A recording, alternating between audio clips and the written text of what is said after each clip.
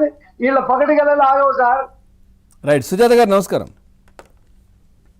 నమస్తే అండి పవన్ గారు. ఏంటి ఈ మహిళలంతా వైసీపీకి సంబంధించిన వాళ్ళు, అందులో ఉన్న కొద్దిమంది ఇట్లాంటి నేర చరిత్ర ఉన్న వాళ్ళు, ఇదంతా మేమే హోంమంత్రి, మేము హోమ్ మినిస్టర్ అవుతాం, జగన్మోహన్ రెడ్డి అధికారంలోకి రాబోతున్నారు, మీ పని చెప్తాం, ఏంటిది? సార్ ముందుగా మీకు అలాగే సుబ్బారావు గారికి, రఫీ గారికి, ఏబిఎన్ ప్రేక్షకులకు అందరికీ నమస్కారం అండి. నమస్తే అండి. జగన్మోహన్ రెడ్డి గారు విషయం తీసుకుంటే కనుక మనం రాజకీయ నాయకుల్లో యథా రాజా తదా ప్రజ అని అన్నట్టు నాయకుడు ఏ విధంగా ఉంటారో ఆయన కార్యకర్తలు కానీ వాళ్ళు ఫాలోవర్స్ కానీ అదే విధమైన భావజాలాన్ని కంటిన్యూ చేస్తారు. ఇప్పుడు మనం 30 years ఇప్పుడు చంద్రబాబు నాయుడు గారు కానీ ఇన్నిసార్లు ముఖ్యమంత్రి అయ్యి ఇంత పెద్ద రాజకీయ అనుభవం ఉన్న వ్యక్తి ఏ రోజు కూడా చట్టాలను ఉల్లంఘించి కానీ ఆ చట్టాలకు అతీతంగా కానీ వాళ్ళ కార్యకర్తలు నాయకులు వెళ్ళినా ఫస్ట్ ప్రతిపక్షంలో ఉన్న వాళ్ళు నోరెత్తక్కర్లేదు సార్, వీళ్ళే క్రమశిక్షణ చర్యలు తీసుకుంటారు. పార్టీ లైన్ అంటూ ఒకటి ఉంటది, ఆ లైన్ దాటితే చంద్రబాబు నాయుడు గారి దగ్గర నుంచి కానీ వాళ్ళ హైకమాండ్ నుంచి కానీ వెంటనే వాళ్ళ మీద చర్యలు తీసుకోవడం, పార్టీ నుంచి బయటకు పంపించేయడం జరుగుతుంది. అలాగే జనసేన పార్టీ గురించి కూడా అందరికీ తెలిసిందే. అసలు ఒక ఆరోపణ వచ్చిన వెంటనే పార్టీ నుంచి సస్పెండ్ చేసేస్తారు. అది నిరూపితం అవ్వడం పక్కన పెట్టండి, అంటే దాని కోర్టు ప్రొసీడింగ్స్, విచారణ అవన్నీ అవ్వకముందే కూడా ఒక ఆరోపణ వచ్చిందంటే ఇమ్మీడియట్ గా వాడిని పార్టీ నుంచి సస్పెండ్ చేయడం జరుగుతుంది.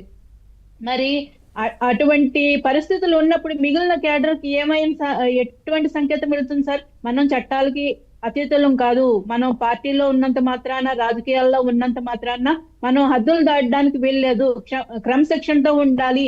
మనం ఒక ప్రజా జీవితంలో ఉన్నాం, ప్రజా ప్రతినిధులుగా ఉన్నాం కాబట్టి ప్రతి ఒక్కరికి మనం ఒక ఆదర్శప్రాయంగా ఉండాలి తప్ప మనం మన చట్టాలను మన చేతుల్లోకి తీసుకోకూడదని ఒక బలమైన మెసేజ్ అయితే కార్యకర్తలకి, ఫాలోవర్స్ అందరికి వెళ్తుంది సార్.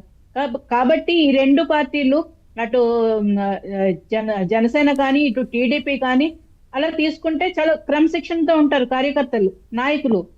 అటువంటిది మరి జగన్మోహన్ రెడ్డి గారి విషయంకి వచ్చేటప్పటికి పార్టీ అధినాయకుడే పార్టీ వేరే వాళ్ళు పెట్టిన పార్టీని లాక్కున్న దగ్గర నుంచి ప్రారంభమైన వాళ్ళ ప్రస్థానం వాళ్ళ సొంత చెల్లి బాబాయ్ కూతురే చెప్పారు, రక్తపు మరకలతోటి రక్తపు పునాదులతోటి నిర్మించబడిన పార్టీ వైసీపీ అని. దాని పునాదే సరిగా లేదు సార్. అవినీతి మరకలతోటి రక్తపు మరకలతోటి మొదలైన పార్టీ అది. సమాధుల మీద పునాదులు వేసుకుని నిర్మించబడిన పార్టీ వైసీపీ పార్టీ. దాన్ని ఆ ప్రస్థానాన్ని అలాగే కొనసాగిస్తున్నారు సార్. ఆ సంస్కృతి ఏమీ మార్చాలనుకోవట్లేదు, ఎందుకంటే అటువంటి ఉద్దేశాలు కూడా జగన్మోహన్ రెడ్డి గారికి లేవు. అధికారమే పరమావధి, వాళ్ళు అధికారంలోకి రావడానికి ఏ దారన్నా పర్వాలేదు అన్నట్టు ఒక మెసేజ్ వాళ్ళ కేడర్లోకి క్లియర్ గా వెళ్ళిపోయింది సార్. ఎందుకంటే అది జగన్మోహన్ రెడ్డి గారు చేసిన చర్యల వల్లే. అది మీరో నేనో ఎవరో వేసిన నిందలు కాదు సార్ అది. ఎందుకంటే ఇప్పుడు చూడండి, ప్రతిపక్ష హోదా లేకపోయినా 11 సీట్లతోటి ఈ రోజు ఘోర పరాభవం చవి చూసిన తర్వాత కూడా స్టిల్ అదే పద్ధతి సార్. జగన్మోహన్ రెడ్డి గారు బెంగళూరు నుంచి వచ్చి ఆంధ్రాకు వచ్చిన పరిస్థితులు ఏ పరిస్థితుల్లో వస్తున్నారండి? ఒక రౌడీల్ని, క్రిమినల్స్ ని వాళ్ళని జైల్లో పెడితే వాళ్ళని పరామర్శించడానికి వెళ్తున్నారు. ఒక పిన్నెల్లి రామకృష్ణ వెళ్తారా? ఇప్పుడు ఎవరైతే కిలాడి అరుణ దగ్గరికి ఏమైనా పరామర్శకు వెళ్ళే అవకాశం ఉందా సార్? అసలు జగన్మోహన్ రెడ్డి గారు మొత్తం పార్టీ మూసుకునే పరిస్థితికి తీసుకురావాలనుకుంటే వెళ్ళినా ఆశ్చర్యపోకర్లేదు సార్. మనం రాష్ట్రానికి, రాష్ట్ర ప్రజలకు మంచిదే అంటారు కదా, అది మనకు అందరికీ మంచిది సార్.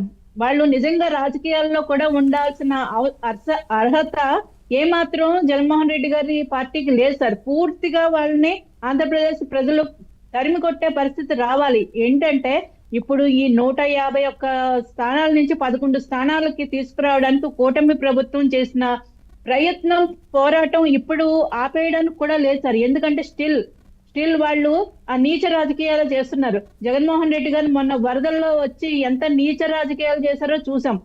పిన్నెల్లి రామకృష్ణారెడ్డిని పరామర్శించడానికి వెళ్తాడండి ఈయన. ఒక పోలింగ్ బూత్ లో, అంటే రాజ్యాంగబద్ధంగా ఎంతో ప్రతిష్టాత్మకంగా ప్రభుత్వం నిర్వహించే ఎన్నికల బూత్ లో ఒక ఏజెంట్ కూర్చుంటే వారి భార్య పిల్లల్ని కొడుతూ ఆ వీడియో చూపించి ఆయన్ని బూత్ లోంచి బయటకు పంపించేశారండి. ఒక మహిళా ఏజెంట్ తల గొడ్డలతో నరిగితే ఆవిడకి మొత్తం తల చిరిగిపోయింది. ఇప్పుడు వైసీపీ టీడీపీ ప్రభుత్వం ఆవిడకి నామినేటెడ్ పోస్ట్ కూడా ఇచ్చినట్టున్నారు. అవును. సో ఆవిడ మంజులత గారు.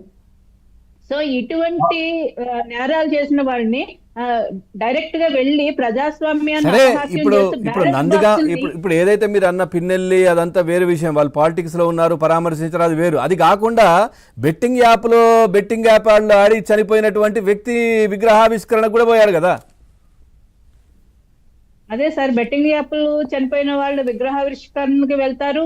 ఈయన ఎర్రచందను స్మగ్లర్ తీసుకుని వచ్చి టికెట్ ఇస్తారు. ఏమన్నంటే ప్రచారం ఏం చేసుకున్నారు సార్, ఒక లారీ డ్రైవర్ కి మేము టికెట్ ఇచ్చామని ప్రచారం చేసుకున్నారు. అది ఏ లారీ డ్రైవర్ అయ్యా? ఏమన్నా మెడిసిన్ తీసుకుని వెళ్తున్నాడా, లేదంటే ఇంకేదన్నా సిమెంట్ ఇంకా ఇటుకలో ఏదో తీసుకెళ్లే లారీ సంబంధించిన వ్యక్త? ఎర్రచందను Right, okay. లారీ డ్రైవర్ అంటే ఒక స్మగ్లర్ కి టికెట్ ఇచ్చి నువ్వు ప్రచారం ఏం చేశారండి అంటే వీళ్ళన్ని తప్పుడు ప్రచారాలు సార్. ఈ రోజు హోమ్ మినిస్టర్ పదవి అంటే మీకు అంత ఆటలు అయిపోయిందా? అంటే దొంగ చేతికి తాళాలు అప్పగించాలని మీరు కోరుకుంటున్నారా? జగన్మోహన్ రెడ్డి గారు అలాంటి ప్రోత్సహిస్తారని వీళ్ళకి చాలా బలంగా నమ్మకం ఏర్పడింది సార్. ఎందుకంటే ఎమ్మెల్సీ అనంతబాబుని తీసుకుని వచ్చి చాలా మంచోడని జనాలకు పరిచయం చేశారు. ఒక బూతులు నాణ్యాలని తీసుకుని వచ్చి ప్రజలకు పరిచయం చేశాడు. వీళ్ళు మంచి వాళ్ళు, చాలా ప్రజలకి ఆప్తులు అని చెప్పి. కాబట్టి ఈ రోజు ఆవిడ ఎవరైతే అరుణ అనే వ్యక్తి ఉన్నారో ఆవిడ రేపొద్దున నేను హోమ్ మినిస్టర్ పదవి ఆశిస్తున్నానంటే అది జగన్మోహన్ రెడ్డి గారు ఇచ్చిన భరోసా అన్నది సార్. ఒక బోరుగడ్డ అనిల్ అనే వ్యక్తిని వాళ్ళ పార్టీ ఎమ్మెల్యేని బండికి కట్టుకుని ఈడ్చుకెళ్తాను అన్నప్పుడు వాడిని తీసుకుని వెళ్ళి లోపలేసి శిక్షించాల్సింది పోయి వాళ్ళ ఎమ్మెల్యే మీద చర్యలు తీసుకుని ఆయన మీద ఏదైతే వాళ్ళు చర్యలు తీసుకోవాలనుకున్నారో తప్పు కదా సార్. తప్పుడు సంకేతాలు వెళ్ళి ఖచ్చితంగా. రైట్ సుబ్బారావు గారు, ఇప్పుడు ఈ అరుణ కస్టడీలో చాలా కీలకమైనటువంటి విషయాలు అంటే ఆమె ఫోన్లో నెల్లూరుకు సంబంధించినటువంటి హత్యలకు సంబంధించి ఏమైనా ఉన్నాయా అనేది ఒకటి చూస్తూ ఉన్నారు. అట్లాగే ఫోన్లో ప్రస్తుతం ఒక ట్రాన్స్జెండర్ హత్యకు సంబంధించినటువంటి ఫోటోలు కూడా అందులో దొరికాయంట. సో మళ్ళీ కూడా కస్టడీకి తీసుకునే అవకాశం ఉందా? ఇంకా కీలకమైనటువంటి టెక్నిక్